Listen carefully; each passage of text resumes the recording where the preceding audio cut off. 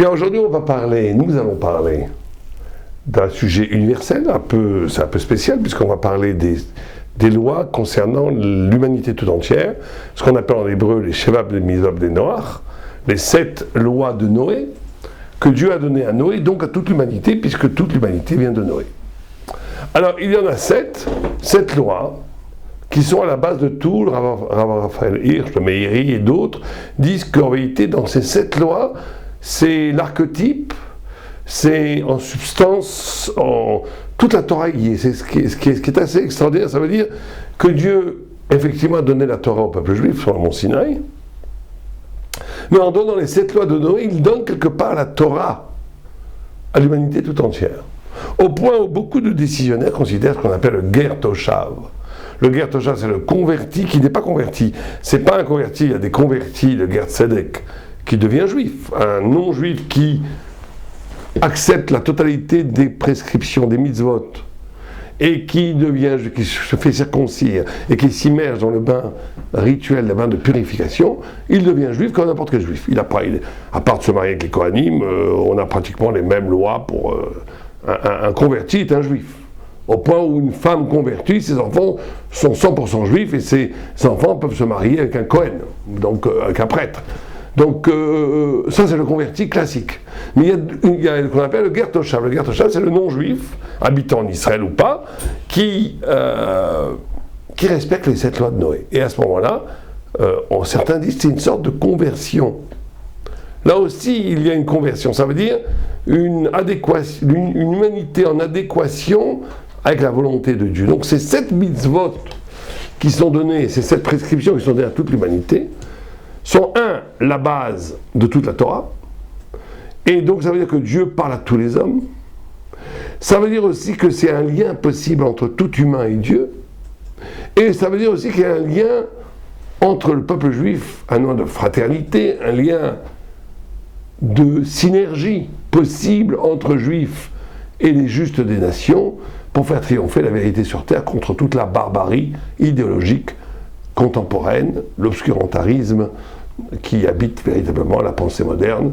On est dans des zones, dans des temps de ténèbres au niveau de la pensée, et cette parole divine qui traverse toute l'humanité est le lieu d'une réflexion, d'une poétique, d'un miracle spirituel et intellectuel qui est à la base d'une espérance, d'un renouveau pour l'humanité. Il faut savoir que la Torah nous dit, dans Sanhadrin, qu'un non-juif qui étudie la Torah est égal au grand prêtre de Jérusalem, du temple de Salomon. C'est incroyable. Alors pourtant, il y a des choses qu'un non-juif n'a pas le droit d'étudier. Alors oui, on ne parle pas d'étudier la Kabbalah ni la Gemara, non, ça c'est interdit. Tant qu'on n'est pas converti au judaïsme Ger, on n'a pas le droit d'étudier certains textes de la Torah. Mais d'étudier, comme on va le faire aujourd'hui, les 7 lois de Noé, ou la Bible, ou tout ce qui a trait au l'ordre de l'éthique, ou de la spiritualité, ou de la révélation divine, là, au contraire, un non-juif qui étudie cette Torah-là est égal au grand prêtre du temple de Salomon. D'où l'importance, en réalité, d'enseigner ces 7 lois. Alors, il faut savoir qu'au-delà des 7 lois qu'on va énumérer tout de suite, il y a d'autres lois moins connues que le non-juif a l'obligation de garder. Peu de gens sachent que juifs ou non-juifs n'ont pas le droit de faire des kilaïm, ça veut dire la mélange des semences, ça veut dire le boutage de genres végétaux différents, on n'a pas le droit. On n'a pas le droit non plus de castrer les taureaux pour en faire des bœufs. Il y a une obligation de la prière, il y a une obligation de respecter sa parole, il y a une obligation de faire des sacrifices, il y a énormément de faire la charité, l'aumône, j'ai pas la charité, de faire la tzedaka. Donc le non-juif est concerné par plein de mitzvot, mais les 7 mitzvot sont en gros avant tout celles qui sont révélées et qui sont d'Oraïta de la Torah et qui contiennent la totalité en réalité de la Torah quelque part. Alors c'est quoi les 7 mitzvot? Alors c'est très facile. Il y a 1, ne pas faire d'idolâtrie, on va en parler. 2, ne pas tuer. 3, ne pas blasphémer. 4, ne pas voler. 5, ne pas commettre l'adultère. 6, ne pas manger la chair d'un animal vivant. 7, mais là c'est plus collectif, d'instaurer des tribunaux de justice pour faire régner la justice dans les États où vivent les non-juifs.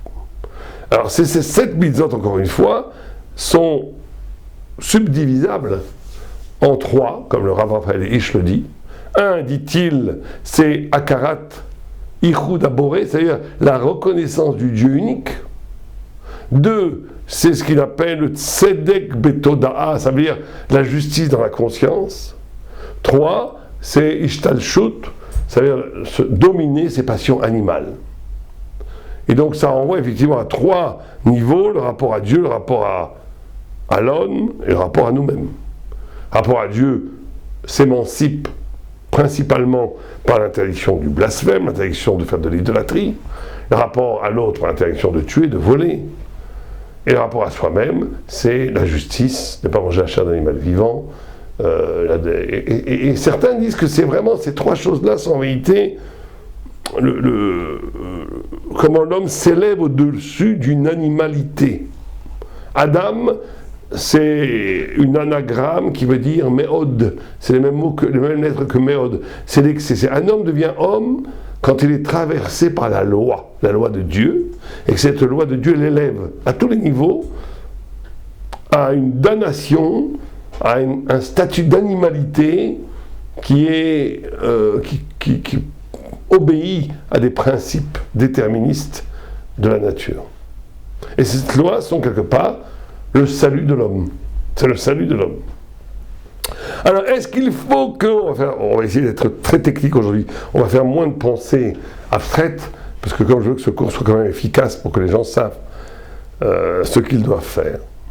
Est-ce que l'obligation pour un non-juif de se soumettre à ces 7 lois divines, qui lui assure le salut, et ça c'est bien important, parce que le Maïmonide et tous les Rishonim disent que bien entendu, le texte de Maïmonide est très beau d'ailleurs, il dit bien entendu, le non-juif qui fait un effort sur lui-même éthique, un effort spirituel d'atteindre l'unité de Dieu, et qui respecte les 7 mitzvot, Vadaï, dit-il, c'est sûr qu'il aura la félicité éternelle après la mort.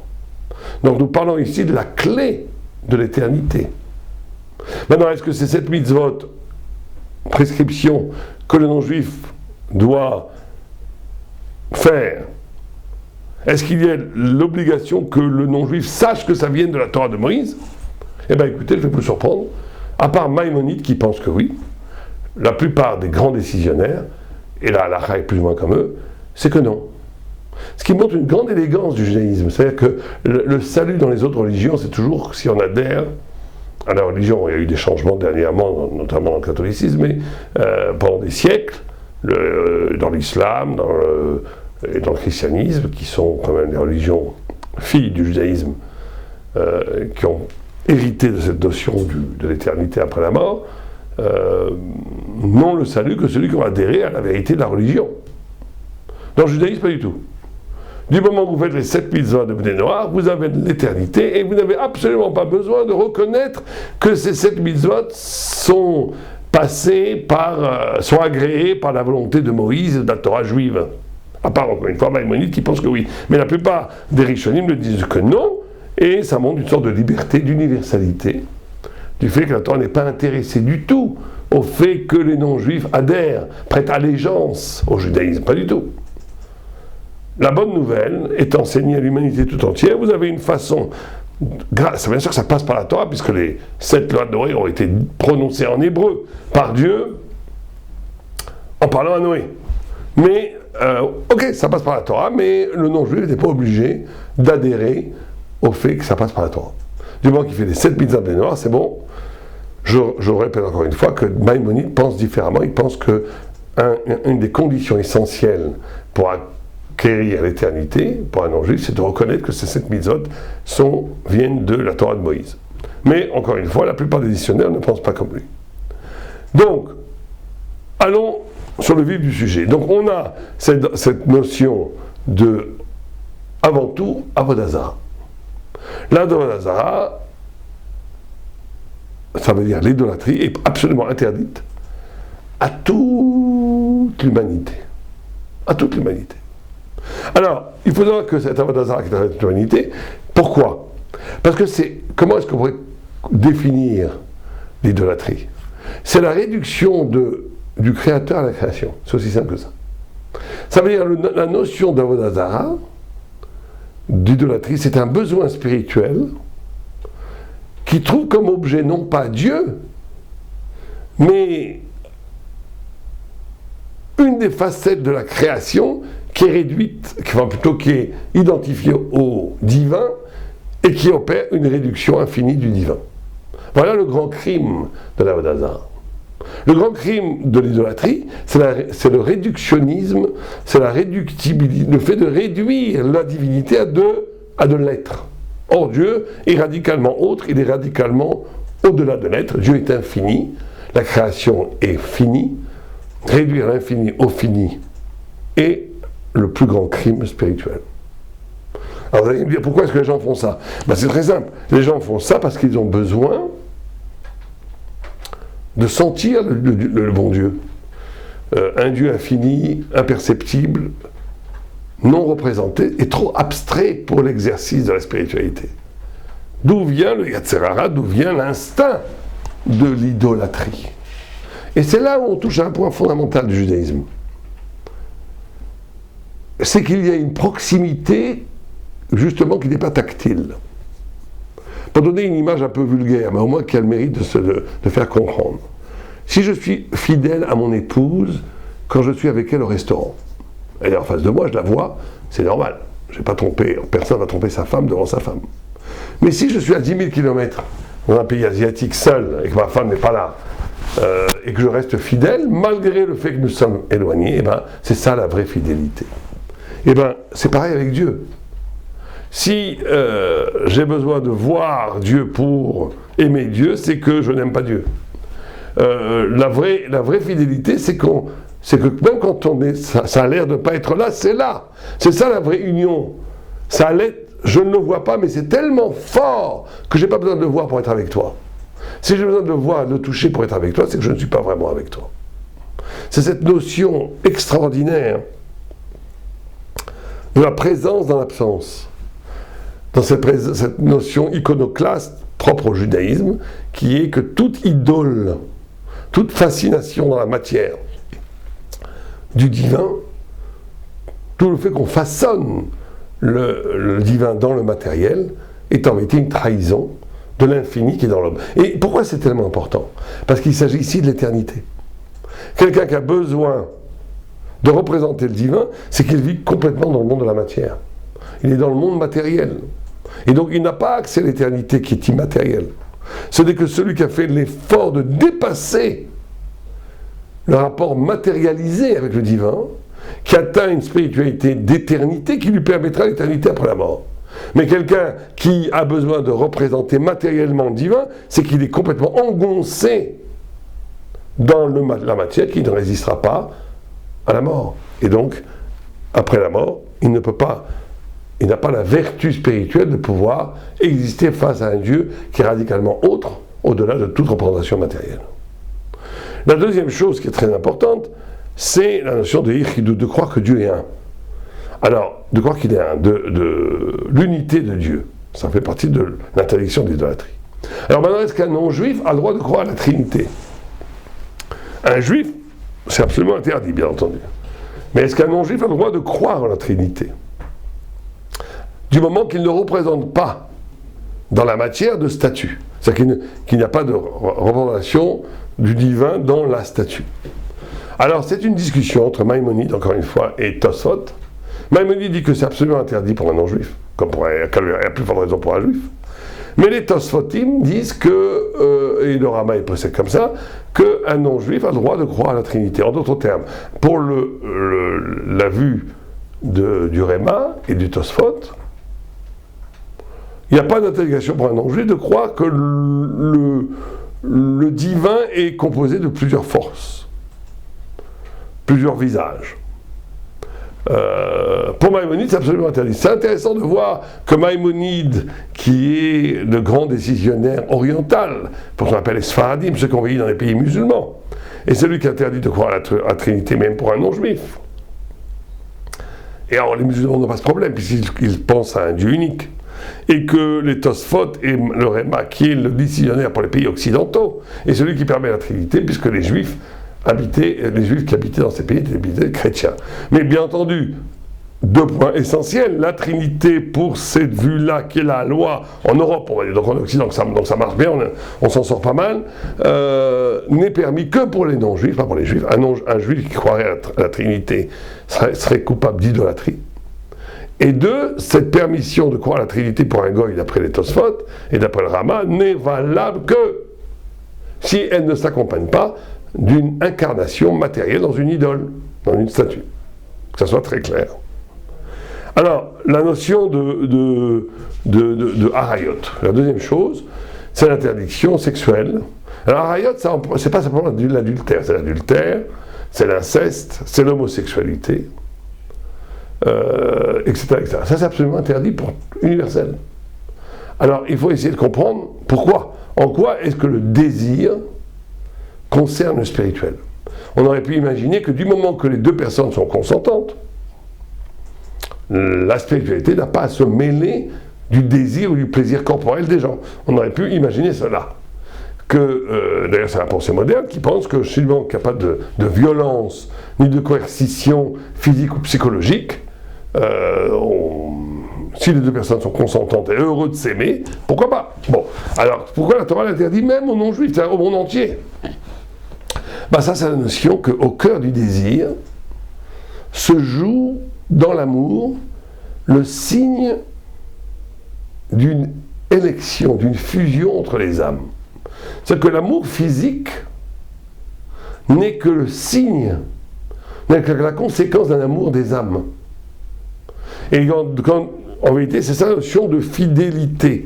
Deux personnes s'aiment parce qu'elles se sont rencontrées. Et cette rencontre, c'est la rencontre de deux âmes qui doivent bâtir un projet ensemble. Le papillonnage, le prendre du plaisir et s'enfuir, ne pas avoir de vraies relations dans la durée, n'être que dans la consommation du plaisir de l'autre, instrumentalise le corps de l'autre comme un objet et il enlève la dignité d'un vrai rapport amoureux, d'un vrai rapport de bâtir quelque chose ensemble. Et donc, ça c'est universel, l'interdiction de l'adultère. Et l'adultère, il faut faire attention quand on est... c'est pas simplement une femme qui s'est mariée à l'église, hein. Un couple qui vit ensemble, même s'il n'y a pas eu d'acte religieux ou même civil qui officialise leur relation, quelqu'un qui a une petite amie attitrée, cette femme est absolument interdite à tous les autres copains parce qu'elle est considérée comme échétiche, comme la femme de cet homme.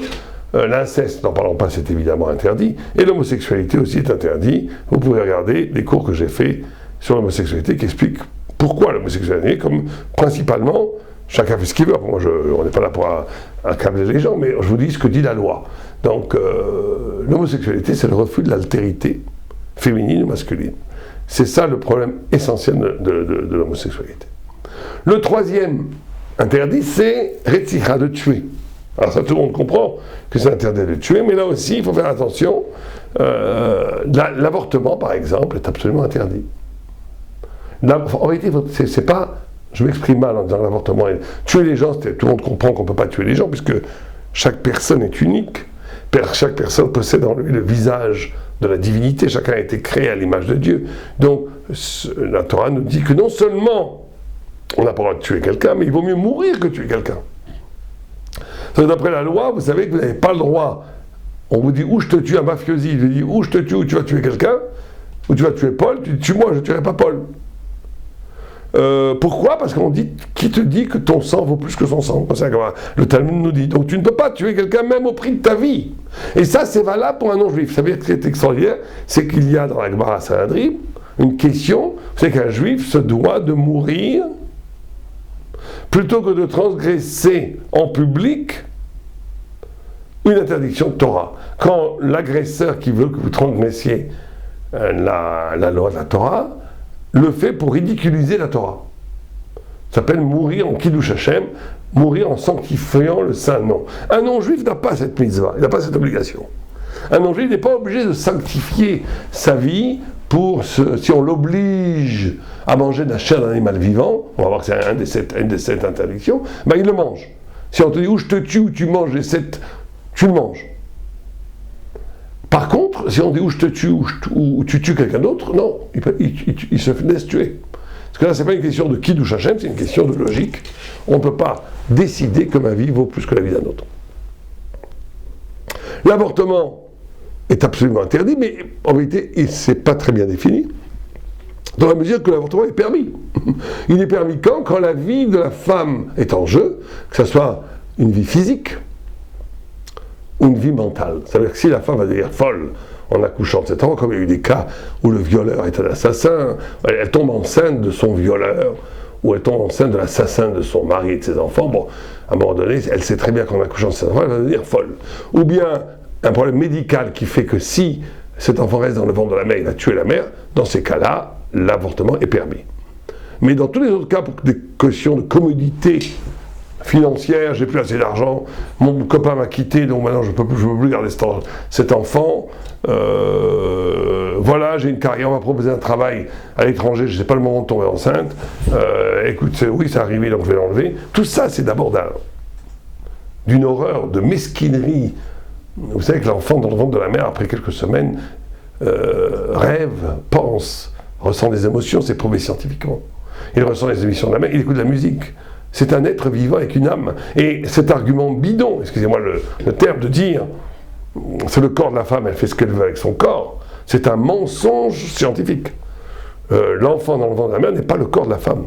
C'est qu'un autre corps, c'est un corps étranger qui se développe dans la femme, et c'est la merveille de la maternité, mais qui est une altérité absolue. C'est un autre être. C'est un autre être qui vit en toi. Bon, voilà. Alors, le tuer pour des questions de commodité financière ou psychologique, du moment que ce n'est pas un danger vital ou un danger mental qui risque la folie de la mère ou la vie physique de la mère, tous les points bas, à part ça, tout est interdit. Et ça fait partie du meurtre. Manger la chair d'animal vivant, ça c'est la quatrième. Manger la chair d'animal vivant, ça c'est très intéressant, c'est ne pas faire souffrir les animaux. D'ailleurs, vous avez une interdiction générale pour l'humanité tout entière, donc juifs et non-juifs, d'une interdiction absolue de faire souffrir. Ça, d'après beaucoup de commentateurs, c'est valable pour les non-juifs aussi. On n'a pas le droit de faire souffrir les bêtes. C'est-à-dire qu'il y a une façon de vivre où on ne doit pas manger comme une bête. Couper la chair d'un animal et le manger, c'est ce que font les fauves, ce que font les animaux. La loi, comme on a dit, Maïmonide dit la définition de l'humanité, c'est d'avoir une loi, c'est d'être arraché à la naturalité. Manger comme ça, c'est retourner au niveau animal. Le cinquième, c'est de ne pas blasphémer. Alors, ne pas blasphémer, c'est très important parce que aujourd'hui, c'est contre toute la modernité qui s'amuse à dire la liberté d'expression, la liberté religieuse, j'ai le droit de blasphémer. Chacun fait ce qu'il veut, mes amis. Mais est-ce que c'est quelque chose de normal? Parce que de deux choses l'une. Ou Dieu existe, et il nous a créés. Dans ce cas-là, c'est vraiment pas sympathique. La personne qui t'a donné la vie, qui te donne à respirer toutes les secondes, qui te donne à manger, qui te donne une âme, qui donne une parole, tu l'utilises pour blasphémer, c'est honteux. C'est comme si je suis invité chez des gens à manger un merveilleux repas et je jette à la figure de la maîtresse de maison le joli vin qu'elle vient de me servir dans mon verre. C'est d'une goujaterie, d'un manque de reconnaissance absolument effroyable. Un manque d'élégance, c'est vraiment être un cochon. Il n'y a pas d'autre mot. C'est vivre comme un cochon. Maintenant vous allez dire, Dieu n'existe pas, d'accord, s'il n'existe pas, pourquoi vous insultez quelqu'un qui n'existe pas? Donc c'est absurde, cette histoire de blasphème. Et on est dans ce délire de la transformation de l'homme en Dieu, où il est tellement libre qu'il peut se permettre de dire, de faire n'importe quoi. On est vraiment dans une période où les vers de terre se permettent de mépriser les étoiles. On en est là. Ça veut dire que voilà, on est dans une goujaterie absolue. Et le blasphème est le signe de ce manque d'élégance intellectuelle et spirituelle qui est contemporain à toute la pensée idéologique moderne. Le sixième, c'est ne pas voler. Là, c'est très simple de ne pas voler. On ne peut pas voler, mais c'est pas ça, c'est juste ne pas voler. On ne peut pas retenir un salaire d'une personne. On ne peut pas travailler chez un patron et passer une demi-heure dans les toilettes en téléphonant à toute sa famille. Il y a une notion de confiance. la notion de ne pas voler, bien sûr on n'a pas le droit de voler physiquement, la notion de fidélité et d'être digne de la fidélité à l'autre. Alors il y a ce problème, bon, on va rentrer trop dans les détails, si je suis dans un univers qui est lui-même malhonnête, est-ce que je peux être un peu malhonnête pour essayer de restituer un peu d'honnêteté? Je suis dans une boîte qui sous-paye ses employés, et qui les traite mal, et qui abuse d'eux, est-ce que j'ai le droit à ce moment-là de... Alors là, chacun doit faire très attention avec cela, avec ce genre de calcul, mais il y a des fois où c'est permis, des fois où c'est interdit, il faudra demander à quelqu'un qui connaît très bien la halakha, mais la loi, mais de façon générale, voler, c'est de ne pas reconnaître la providence. C'est ce qu'on appelle le mimétisme. En vérité, quand quelqu'un vole, très souvent, à part quand il a faim, quand quelqu'un vole, c'est parce qu'il jalouse, c'est pas qu'il désire l'objet volé. Il désire la place de celui qui possède l'objet volé. Ça s'appelle le mimétisme. Comme tout le monde admire celui qui a quelque chose, je voudrais être la place de cette personne, donc je vole pour me substituer à lui, pour ne plus prendre sa place. Et le mimétisme, c'est la fin du bonheur. Le fait de désirer d'être autre chose que soi-même, c'est la destruction de la dignité de chacun d'entre nous. Et le vol s'inscrit énormément là-dedans. Très souvent, le vol, c'est simplement le refus de ce que je suis vraiment, pour de façon facile, avec violence ou sans violence, m'attribuer une vie qui n'est pas la mienne. Et la dernière chose, c'est effectivement le 7e commandement, c'est pour les non-juifs, pour l'universel, c'est de faire régner la justice. La notion de justice est fondamentale. Le monde a été créé. La justice, c'est la pérennité du monde, dit le Tour. Dieu crée le monde, mais pour que le monde puisse continuer à vivre, à se maintenir, il faut qu'il sorte de l'état de nature. Et que l'homme, pour ça qu'on dit que celui qui fait la justice est comme un partenaire de Dieu. C'est-à-dire qu'il est capable il continue, il parraine la création du monde. Il fait que la création du monde elle-même a un sens, peut continuer dans l'histoire. Et donc la notion de justice qui s'accompagne à la notion d'amour, elle est fondamentale dans la relation que j'ai avec l'autre. Ça veut dire qu'une relation, on ne peut pas avoir une vraie relation authentique avec son prochain, avec soi-même, avec la vie, si cette relation n'est pas absolument fidèle à la notion de vérité et de justice. Et tout homme se doit d'avoir cette exigence de justice accompagnée de la notion, quand on a une vraie justice, on peut y accompagner l'amour, la compassion et la miséricorde. Que Dieu nous donne à tous le bonheur de suivre les commandements de Dieu qui ne sont pas des commandements. Parce que la mitzvah en hébreu, ça veut dire tzavta. Tzavta, c'est un lien. Ce sont des échelles de lumière qui nous permettent un flux, un rapport avec la divinité qui nous rend nous-mêmes divins. Et celui qui se coupe de ces prescriptions, en réalité se coupe de l'occasion de devenir lui-même divin, éternel, et de vivre dans la félicité de la vérité. Adova Aleinu al kol haolam kulo. Amen.